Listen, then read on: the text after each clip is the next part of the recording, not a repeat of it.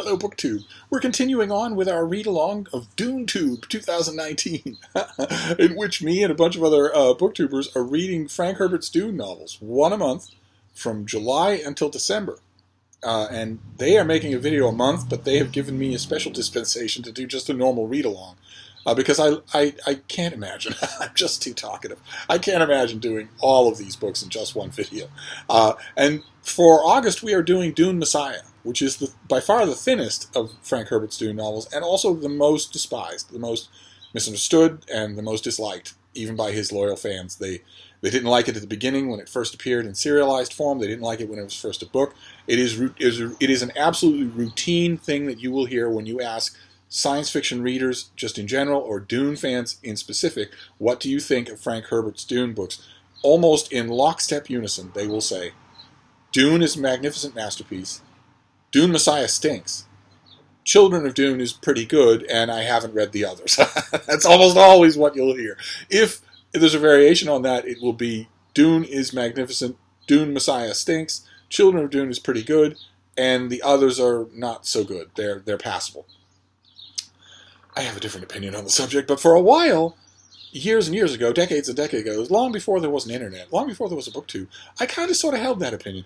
I admit that Dune Messiah caught me on an odd hop the way it did almost everybody else, because this was not the same kind of thing in its author's mind as the first book.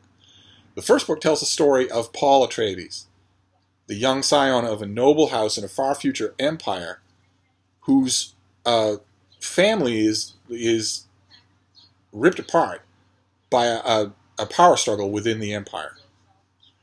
His father is killed. He and his mother are exiled for years, and the evil Harkonnen family retakes control of the planet Dune, which is the only place anywhere in the galaxy where the spice melange can be found. It's zealously guarded by the enormous sandworms who patrol the deep deserts of Dune, but it can be extracted, and it can be refined, and it enhances all sorts of human abilities. It's extremely addictive, but it prolongs life, and it also enhances prognostication, a prescience kind of ability that allows, for instance, the Spacing Guild to navigate between the stars. They're using a kind of hyperlight drive that requires their guild navigators to know ahead of time, to be able to see, to be able to what's the word I want? To predict, but with prescience, the path that their ship will take, so it doesn't end up in a planet or in a star, something like that. The spice is also used by the Society of the Bene Gesserit, an all-female society that has tentacles everywhere and long-term plans, and whose votaries are extremely adept at statecraft, mental warfare, physical warfare.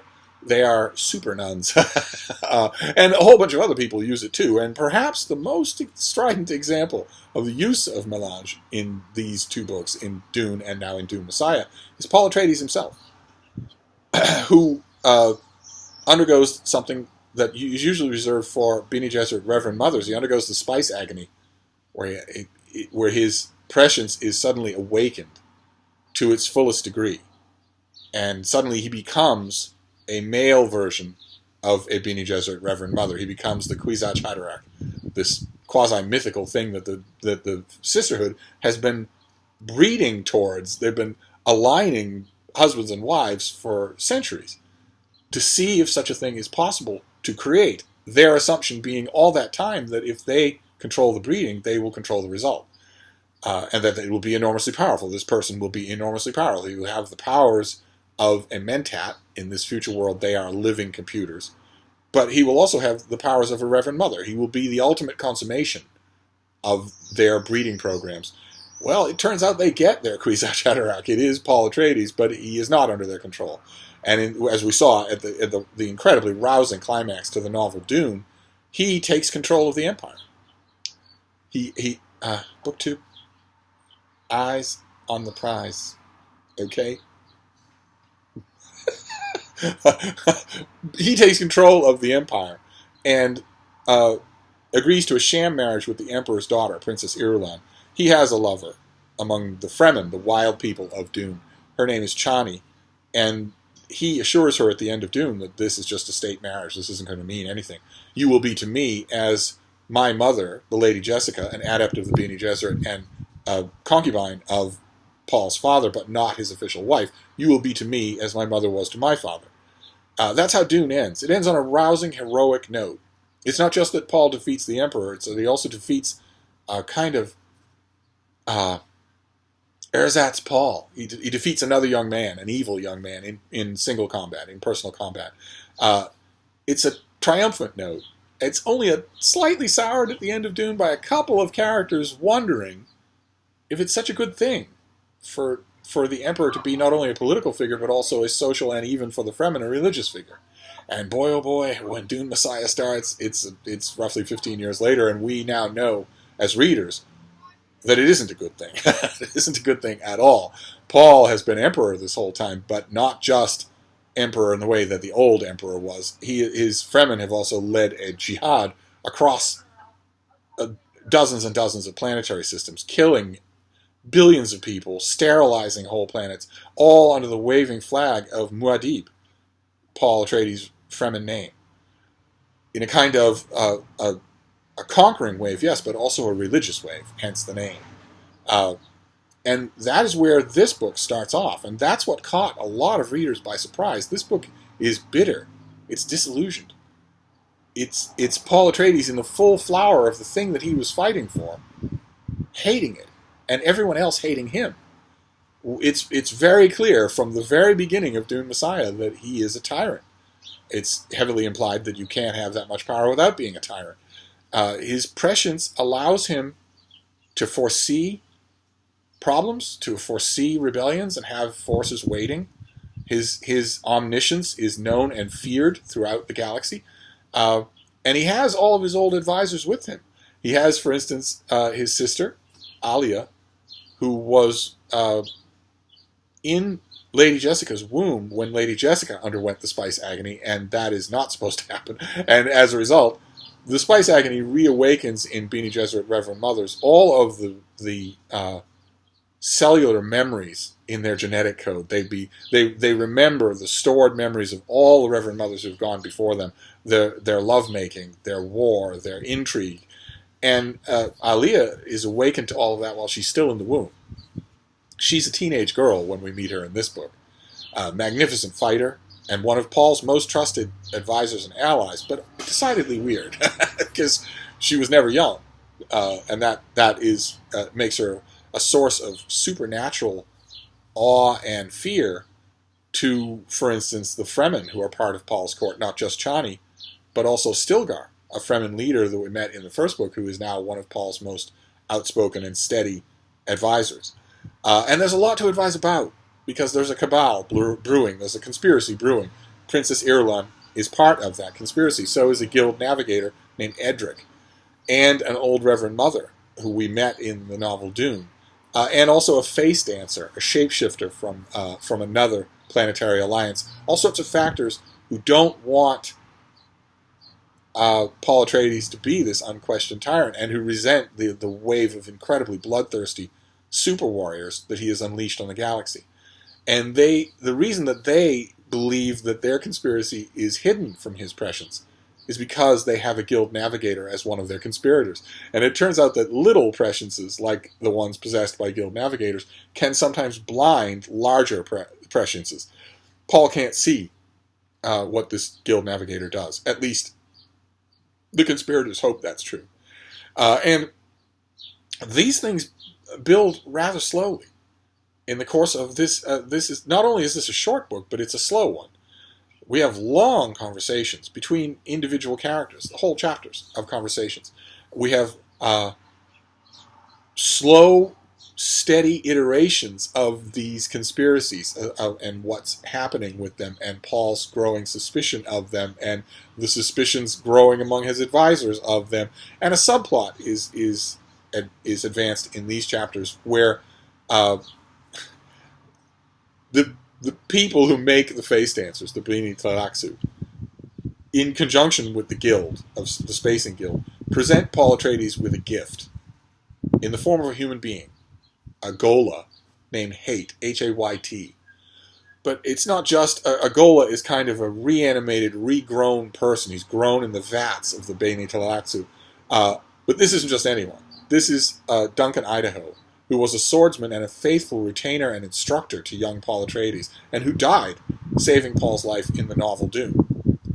It turns out that some watchful enemy soldier recognized who Duncan Idaho was, preserved his body, shipped it to the Bene Tleilaxu, and they have grown a Gola, a kind of malevolent clone. Frank Herbert didn't know the word clone when he wrote this book, and nobody did, but that's what it is. Duncan Idaho is a kind of clone, but since he comes from a society that is at the least hostile to Paul Atreides, it's entirely possible, and Paul knows this from the beginning, that he has been encoded on a cellular level with danger to Paul. In fact, when Paul asked the Gola Hate, why did the Bene Tleilaxu give you to me as a gift? The Gola, who's been trained as both a philosopher and a mentat, sees no reason to lie and says they gave me to you so that I would destroy you. Stilgar, Paul's superstitious Fremen aide, wants the Gola killed at once. Why would you have this horrible sacrilegious thing among you, especially when you know it's dangerous to you? But partly the gift works. The Bene Tleilaxu are counting on the fact that Paul will not be able to just offhandedly dismiss or destroy something that looks like Duncan Idaho. It's actually a kind of motif that is going to crop up a few times in the next few books of Dune that we read. Frank Herbert, sometimes very gently, he's a very inventive author, but sometimes very gently, he will return to certain motifs over and over again. I don't know if any of you picked it up when you were reading Dune, but one of his favorite motifs is the treacherous gift. And he just ups the stakes on these things as the books go on. There is the mother of all treacherous gifts in God Emperor of Dune. We'll be getting to that. But that's what hate is. That's what this revenant Duncan Idaho is. He's a treacherous gift. A thing that represents a danger to its recipient, and the recipient knows it but cannot discard it. I think it's wonderfully done.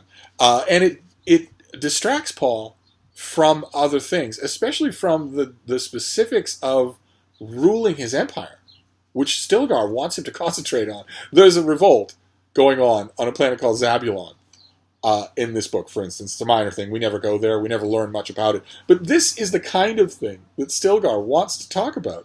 Paul is suggesting that Stilgar study tapes of ancient Earth history, Genghis Khan and Hitler. And Stilgar has no idea what on earth this is. Earth?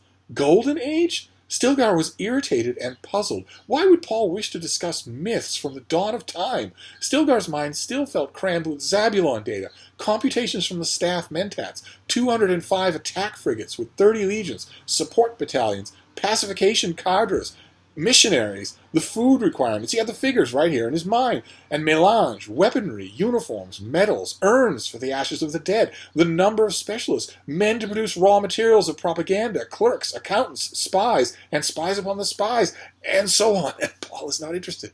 He is not interested. He has become so bitter and so detached from his duties as emperor. This is so disillusioning to anything that he wanted, and yet so in line with the visions that he himself foresaw, that he is starting to commit the cardinal sin of an autocratic dictator, which is to get careless, to become indifferent. The minute that happens, you are vulnerable in a way that you aren't if you're paying attention. And we get the impression, we never see it. Frank Herbert doesn't tell us. He doesn't give us novels about those first 15 years. We never see Paul paying attention to his empire. We see him win it at the end of Dune, and we see him not so much want it now anymore in Dune Messiah. So we never see him paying attention, except we can get it from inference because his legions have been the terror of the entire galaxy. His power is unrivaled, as he says in the chapters that we're reading today. History may never recover from Muad'Dib.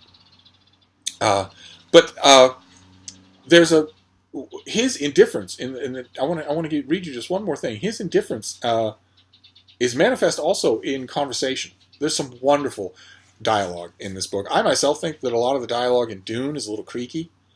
I think it gets better as it goes along, and I think it improves by light years in every subsequent Dune book.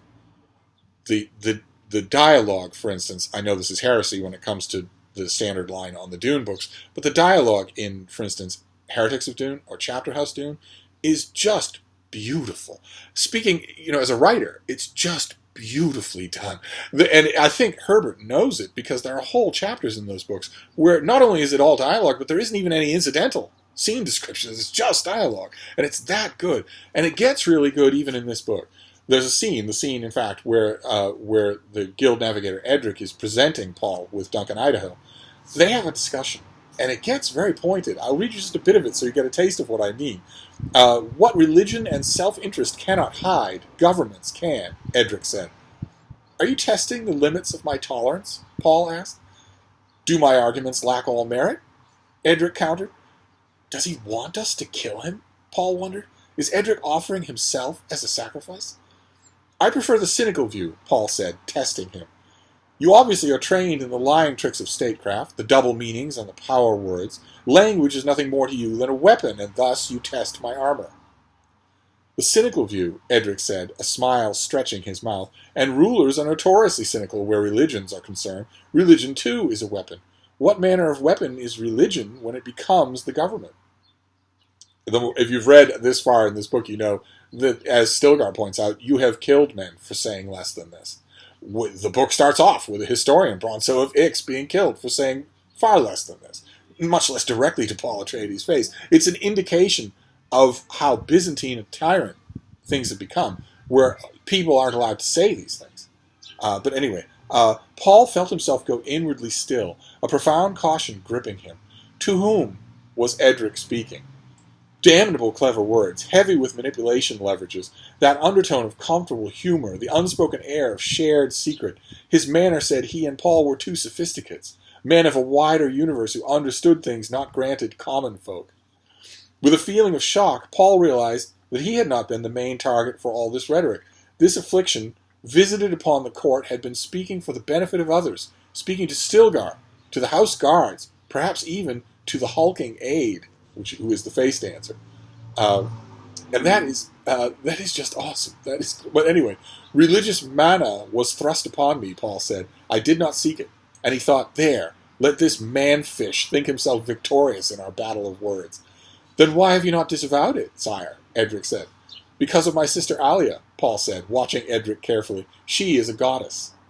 Let me urge caution where Alia is concerned, lest she strike you dead with her glance. A gloating smile began forming on Edric's mouth, but was replaced by a look of shock. I am deadly serious, Paul said, watching the shock spread, seeing Stilgar nod. In a bleak voice, Edric said, You have mauled my confidence in you, sire, and no doubt that was your intent. Do not be certain you know my intent, Paul said, and he signaled Stilgar that the audience was at an end. And I don't know if such a short excerpt can make it clear, but there's a lot going on there that you, as a reader, are expected to pick up. Herbert explains a lot in between the lines of his conversations and actions in this book, but he also leaves you to do a lot of the work, and I think that also kind of sort of bugged this book's original readers. This is a far, far more subtle book than Dune. It's also a far more subtle book than any other book in the Dune series. I believe that is the perfect word to describe why this caught so many readers off guard. Subtlety, well done subtlety, skillfully done subtlety, is a bit rare in literary circles and is almost unknown in science fiction circles. Now, don't get me wrong, I love science fiction and fantasy. I love it as a genre. Love it. But it doesn't do subtlety. Usually, it doesn't do subtlety. There was, in fact, an old friend of mine who was also a science fiction writer, said that as far as he was concerned, all the remaining subtlety in the science fiction and fantasy world died with Ursula Le Guin. I don't know that I would put it that way. But nevertheless, you have to be actively participating in this book to get the maximum amount of it. And if you aren't, if you go into this expecting to be borne aloft by the heroic events of Dune, well, then you're going to concentrate on the plot. And as I've just said, the plot in here is fairly thin. There's a conspiracy. There's a conspiracy. It has a couple of different aspects to it. One is a hidden cabal of people. One is a clone of Duncan Idaho. You get that, and you've pretty much got the plot of this book. We'll continue, because there's a lot of interesting stuff coming up here. But if you're not engaging with this book, if you're not engaging with its subtlety, then that's all you're going to hang your hat on, and that's going to seem like thin gruel. That sort of thing. Before I'd read this enough to understand what Herbert was trying to do, he's trying to write a counterpoint to the heroic narrative of Dune, and I think he succeeds. It couldn't be as long a book as Dune. That counterpoint won't bear such weight.